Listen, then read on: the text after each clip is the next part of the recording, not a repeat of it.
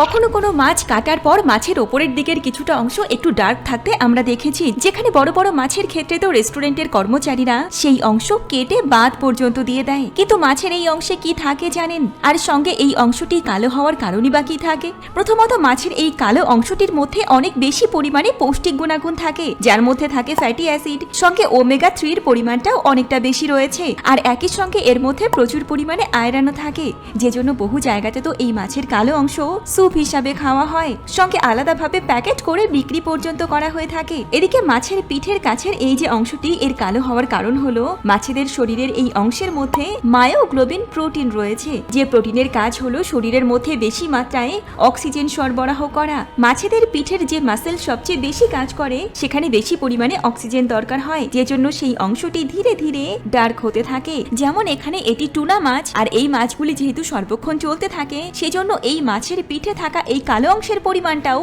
তুলনামূলকভাবে অনেকটা বেশি হয়।